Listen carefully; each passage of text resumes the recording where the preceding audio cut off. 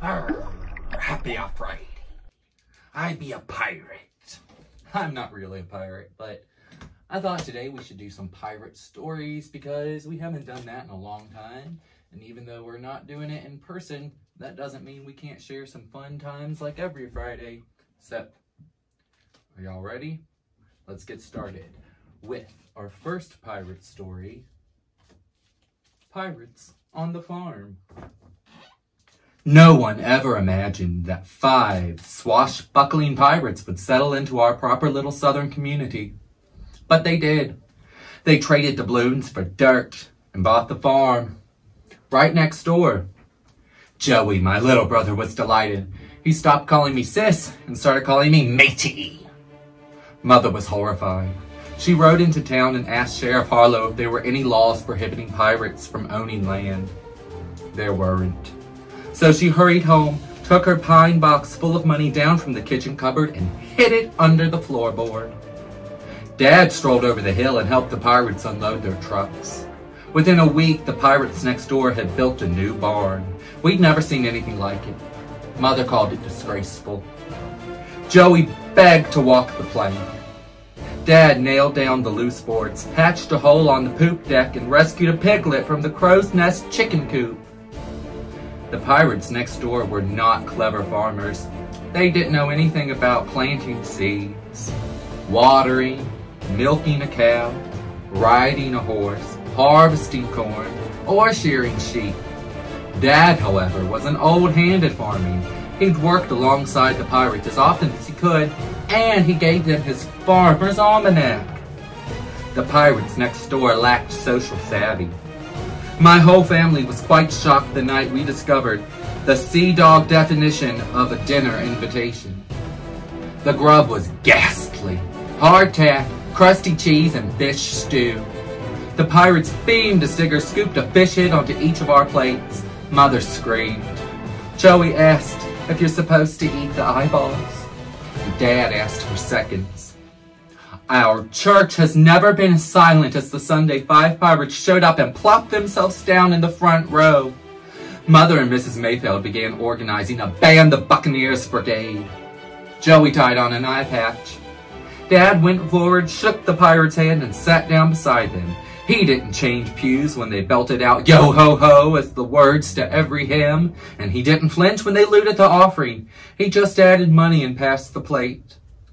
When the pirates tried to impress the town teacher by enrolling in school, the brigade was alarmed. They were aghast after the rogues tried out the merchandise at Mayfield's general store. But the brigade called an emergency meeting after Riverdale's annual Christmas pageant was commandeered by 5 pirates who did not understand why anyone would put a baby in a feeding trough. In the spirit of the holidays, Joey's requested the pleasure of the pirates' company at New Year's Day dinner.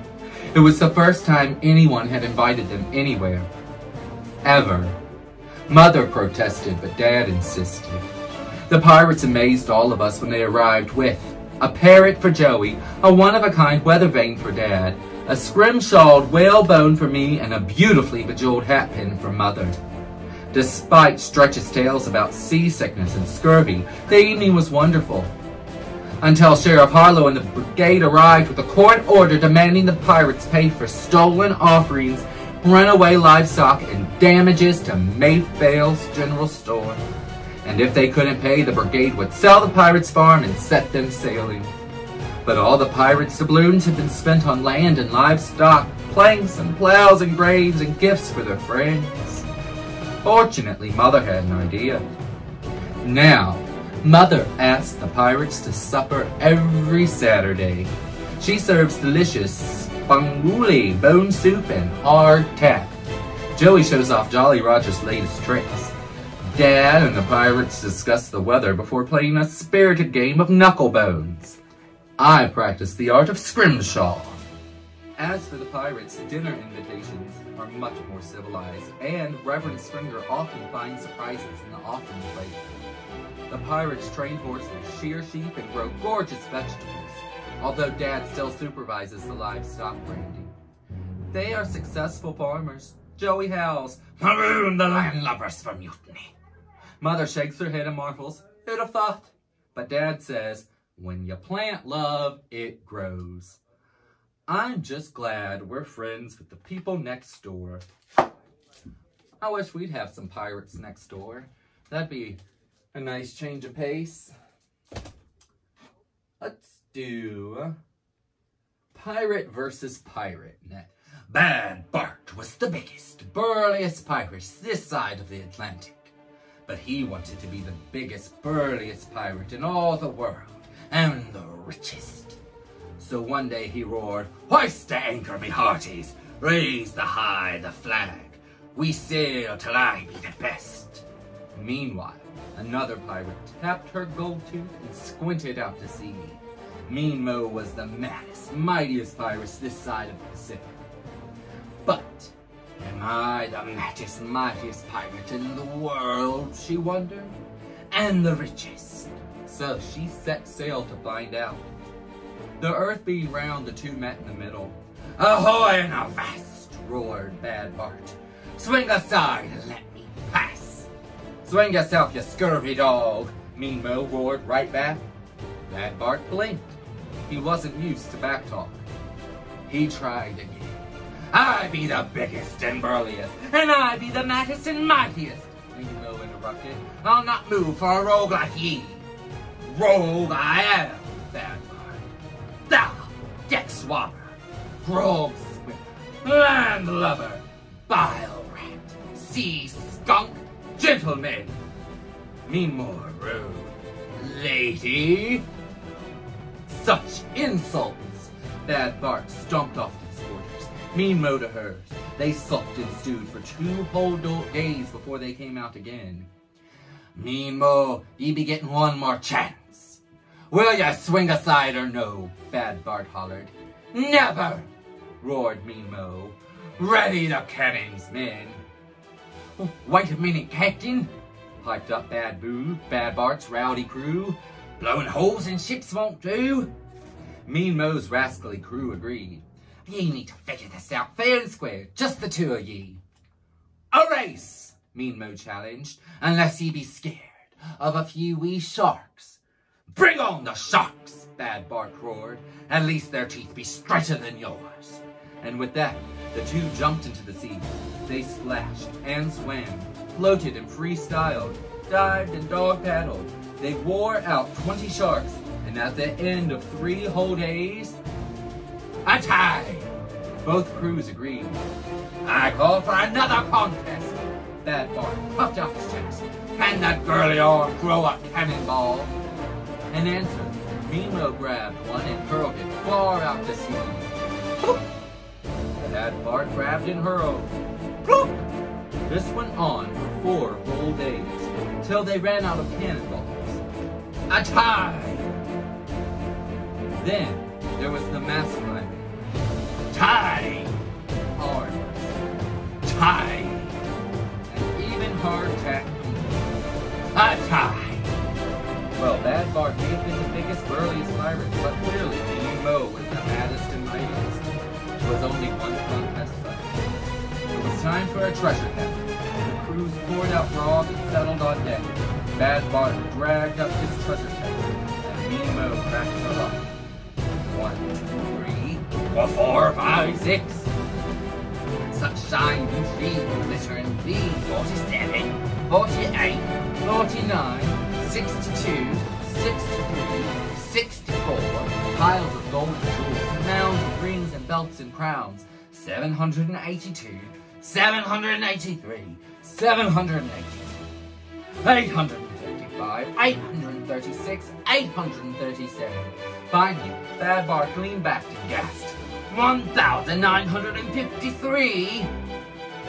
1,953! Mean Mo shrieked. "That means you are the richest!" Bad Bart grinned. "Hard-tied with me?" yelled Mean Mo. "I have 1,953 treasures too!" Bad Bart stared at Mean Mo. He took her in, mean green eyes and gold tooth. He thought of her mad hair and mighty muscles. Why, that lass could outswim sharks. She could heave cannonballs as big as his fist. He fished up a tiara from the top of his pile. This be a little gift, he muttered shyly. Mimo stared at Bad Bart. She took in his bad black beard and crooked nose. She thought of his big chest and burly arms. Why, that man could climb a mast and gobble hardtack like no one had ever seen, except herself. Mimo grabbed the jeweled belt. She dug her toes a little into the deck. This be a present to me. Here be a ring. Here be a brooch. Here be a necklace. Here be a gold toy. Here be $20. Here be 30, 40, 50. Such a frenzy of sharing. Bad Bart and Mimo flung gems and coins and pins and crowns and rings till the air cleared. Each had all the piles and mounds of treasure, and the other. Achai! My Bad Bart, Mimo threw back her head and laughed. Ye be a jewel of a man. Bad Bart swept to a gallant bow, and ye be brighter than gold, me beauty. Well, there was naught to do but tie the knot. Bad Bart and Mimo roared, I do! So loud they shook all the sharks. Their crews threw hardtack and sang sea shanties and sent that bride and groom off in fine style. They honeymooned at the Blue Lagoon. And now, me hearties, when ye sail the 7 seas, be on the lookout for Bad Bart and Mimo. They be the biggest, maddest, mightiest, burly couple this side of the Atlantic and the Pacific. Listen close, hear ye the sweet saying they croon. Your nose be red as a ruby, me little treasure, and your teeth shine like emeralds, me nugget. Arr! The end. The end. And we have one last pirate story for you. It's called Small Saul. Small Saul loved the sea. He loved the vastness, its calmness, its blueness. He was meant to be on the water. Even as a child, he dreamed of life at sea. When he was old enough, Small Saul tried to become a sailor, but the Navy wouldn't have him. Fortunately, pirates aren't so picky, so he enrolled in pirate college. Small Saul was hardly a natural pirate. Being rough and tough just wasn't in his nature. Arr! Arr! Arr! He was good at intro and swabbing the deck, but he was easily distracted during treasure map interpretation. He did well in navigation, but he lacked focus in looting the basics. He was born to sing sea shanties, not to hold a sword. Despite these setbacks, he was determined to graduate. Finally, after months of hard work, Small Saul earned his pirate diploma. Small Saul now had a chance to travel the open seas. He just needed a crew to join him. Even though small was Saul, he looked like no one had room for him, until a voice hollered from the only remaining ship at port. Ahoy there! Climb aboard! At last, Small Saul would be a real pirate. But it didn't take long for the other pirates to notice that something was different about Small Saul. Arrgh! Even the captain began to wonder about his new crew member. Small Saul knew that if he wanted to remain at sea, he would have to prove his worth as a pirate. Pirate College had taught him that there were only 3 things pirates cared about: their ship, being tough, and lots of treasure. Small Saul needed to show that he cared about these things as well. He began with the ship. Small Saul decided to add some special touches to make the rusty squid a bit more homey. Sadly, his efforts failed to impress his crewmates. Next, Small Saul considered how to be tough. Since fighting wasn't for him, he decided that a tattoo would be perfect. Unfortunately, the result didn't seem to intimidate anyone. Redecorating the ship and demonstrating his fierceness had it work. His only option was to get some treasure, but he wasn't sure how. Small Saul thought all about how to find treasure while he swabbed the deck.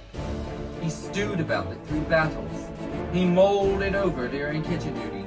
Small Saul was so engrossed in thought of treasure that he didn't even notice when the captain pushed him overboard. The rusty squid sailed away and left Small Saul behind. Soon, mold began to build up on the ship's deck. The crew was back to eating bland gruel and right-labeled bread. All the cabins once again smelled of beef. It was pirate life as usual, and the crew members of the rusty brig, Squid, should have been happy about it. Weren't. Even the captain couldn't adjust to the old pirate ways. And that's when they realized Small Skull may not have been your average pirate, but he had tried his best. He had made their ship a home, just like treasure. Small Skull was ready. The crew turned the rusty Squid around and rushed back toward Small Skull, hoping that it wasn't too late. When the pirates apologized for throwing him overboard, Small Skull forgave him. They were pirates after all. Throwing people overboard is just something they do. Small Skull was happy to be sailing again, and his shipmates were happy to have him back. He was where he was meant to be, sailing the high seas and being a pirate in his own special way. The end. Arrgh. Well, I'm done being a pirate for today.